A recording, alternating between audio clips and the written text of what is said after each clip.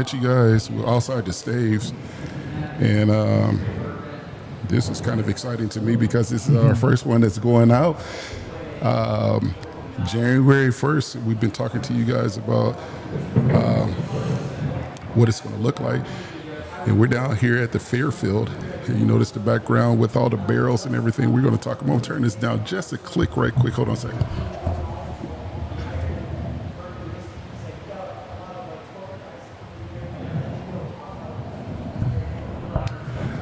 Yeah, we have a lot to unpack here today. We're here with David Beers down here at the Fairfield here in Fort Wayne, Indiana. This is a place that we came down here, I think over the summertime. We did an event down here with SAVE, Standing Against Violence Every Day. And that's right. Yeah, that was a good one. Yeah, and we came down here and hung out with you guys, and you guys have something spectacular going on. It's real special down here with all of these barrels, and I'm not going to take your thunder. I'm going to tell me about it, man. Tell me. Sure. Answer the why. Answer the why. Okay, for the whole building? For everything. Okay. So my partner and I, we really we looked at Fort Wayne and we saw a gap, right? Like there's some really good restaurants.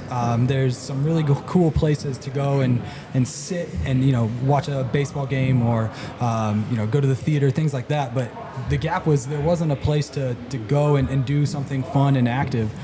So when my partner and I toured the building, honestly, we fell in love with the third floor. Our third floor is event center. You can hold about 400 people up there. Mm-hmm. So we fell in love with that floor. We knew we had to turn it into an event center. Coming down from there, we just wanted to find things that kind of complemented that. Mm-hmm. So, we're in Indiana.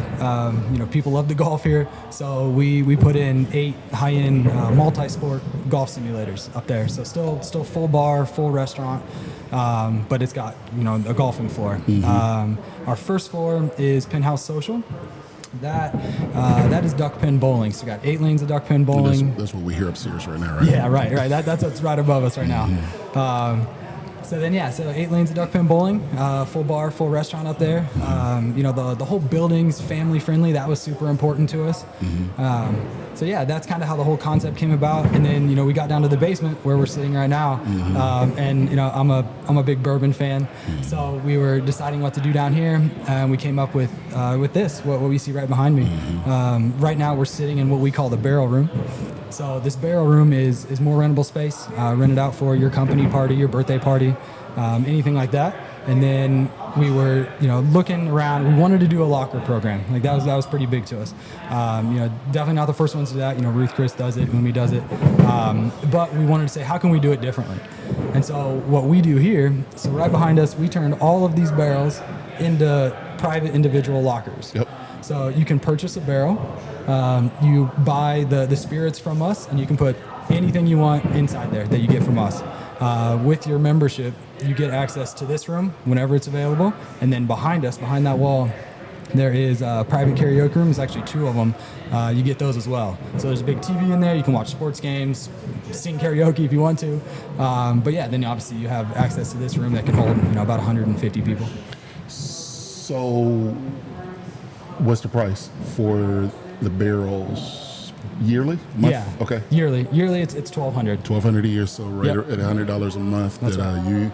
And I heard you say that you have to be able to purchase the bourbon from you guys. That's right. Yeah. Okay. Just the way the liquor license works, the liquor has to come from us. Mm-hmm. But we are selling at or below liquor store prices. Yep.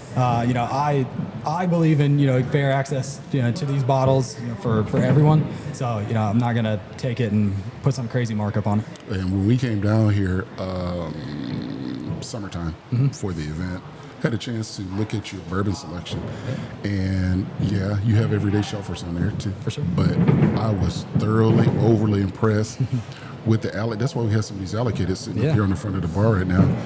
And that one of the things that is getting to me is that this podcast is going out more outside of the county because Fort Wayne is so far behind. Yeah. They're really far behind in trying to what you guys are doing. And I mean, if if bourbon drinkers really knew what was going on down here in this basement, they'll be down here hanging out with you guys because this is extraordinary, man. Yeah. And I just wish that Fort Wayne would hurry up and catch up. Yeah. Just on that. So, what we're doing right now is at least once a month. Once a month, we do a bourbon/spirit centered event.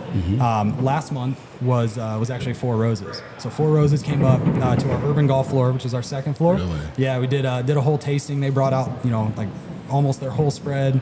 They were giving away bottles. It was a fun time. I think there was like almost 100 people that came to that. Is it part of the $100 fee or? No, once you're a member, you get first access to that. So we'll send it out to you. But all these events that we're throwing are free. Really? Yeah. Wow, man. Whoa. Yeah. Come do a tasting. Let's see. I think our next one. I think we've got Whistle Pig on the calendar. We've got Teeling. I think in March. When's your next tasting coming? next March? one? You said in March? No, we've got one in February. Okay. I'm not sure on the exact date on that. I'll have to get back to you on that. Okay. But then I know we've got Teeling in March. Yeah. I think Whistle Pig might be the February one. And Whistle Pig. Yeah. Man, good gracious. I got into this bourbon thing, man, and like I said again, that Fort Wayne they need to speed up. But kind of good for you though, because like you and what's that other one right there on the backside of the baseball diamond? We talking Rudy's? No, not Rudy's. Right there on right across from right on the front side of Washington, on the very corner. It used to be it's Copper Spoon. Oh yeah, Copper Spoon. Copper Spoon. Yeah. They've got some good they stuff got in some there. good stuff there, Yeah. but they're not doing this. No. You have to kind of go in there. It's kind of dressy. We're gonna do something with them too. We're gonna hook up with them too. But it's kind of dressy. But this has a vibe to it, man. That is next level. Not only, gosh, it's too many barrels for me to even count for you guys to. Yeah, just about 50 of them. 50 barrels. Yeah. And you can put as much alcohol in it as you want. Yeah. I mean, I think we'll hold. Nobody's maxed it out yet, but I think we can get like 15 bottles in there. Wow. Yeah. Wow. What's on the table? What you got? Oh man, so yeah, kind of like what you were saying. We're so January we'll be open for our first full year. This is the first 365. That's right. Okay. Yeah. Okay. Yeah. So we're starting to now see some pretty cool bottles come in. As we're looking up here on the table, this Parker's from Heaven Hill. I mean, that's a super awesome bottle. Obviously everybody knows the E.H. Taylor and the Blanton's there. Booker's, that's a good staple. And then we got the Masters Collection, Woodford sitting over there. So yeah, I mean, honestly, this stuff turns quite a bit. I'm getting allocations every month now. Really? Yeah. And why is that? It's a couple different things. We've got some really good brand partners, and it's based a lot on volume. So I've got basically 2 restaurants operating above us, so I'm able to get these allocations, which we give first access to our barrel members. Okay. Yeah, our bar manager puts a list together of everything we get for the month, sends out in an email. If anybody wants it, great. If not, if nobody claims it, then we throw it on the bar. Really? Yep. So it'll be behind the bar on Urban Golf. So do you typically get, because I used to be a Weller guy or a Buffalo Trace guy. Do you usually get any Buffalo Trace in or? Yeah. Any of those Buffalo Trace, Sazerac products, stuff like that. It's the hardest to get. The spending that you have to do on the restaurant side to get those allocations, it's just kind of crazy. So we're working towards it. The EH we got and the Blantons, but unfortunately no Pappies or anything like that yet. Yeah, and the Blantons and the almost the E.H. Taylor too. That's almost becoming almost regular shelfers now at the liquor stores. Yeah, some of them. And so when you can get to something like this and doing what you're doing and come in and get allocated stuff that we don't see. Yeah, that's big news right there for the bourbon world, man. Yeah, absolutely. Yeah, and so once again, $100 a month, $1,200. You could do it all up front. You could pay it at a monthly fee for $100. Get you these things, guys. And I, like I said, I was down here and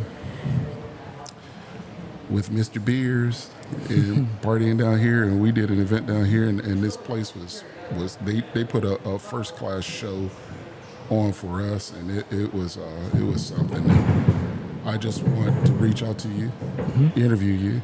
Yeah. I'm going to get up off of this microphone and bring your buddy over here. He's going to tell you guys all about the goodies, because I don't want to take anybody's thunder. I wanted to make sure that everybody, know what's going on. But dude, let me ask you something. Yeah. This is just a question. What is going to be the direction for bourbon in 2026? Ooh. Good question. Oh man, I see, us personally, I see like a little bit more like leaning towards a specific brand loyalty.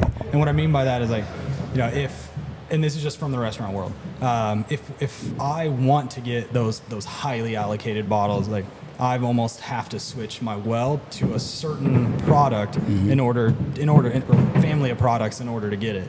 Like obviously everybody wants the Pappies, but if I don't switch my bars upstairs, your chances of getting it, aren't very good. So just from the restaurant world, I see a lot more of that. So you walk into a bar and maybe they won't have as many, unless it's like a bourbon-centered bar. But we're doing that to try to get some of the stuff that you just cannot find anywhere. Yep. You guys, in just about an hour here, you guys are going to be talking to a really close friend of mine, Steve Armstrong. He's part of this Steve, oh gosh, pronounce that fine.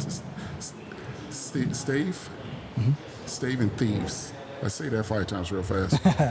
And he has stocked a lot of bars in the Allen County area with bourbon. Nice, yeah. And this dude knows his stuff. We went to one of his classes. Okay. And I'm going to talk to Steve here in just a little while about having a class come here. Okay, yeah. To become bourbon stewards. Oh, I love that. Yeah, let's do it. And we're gonna have in 2026, my man. We got some things coming up that's just gonna be like, wow.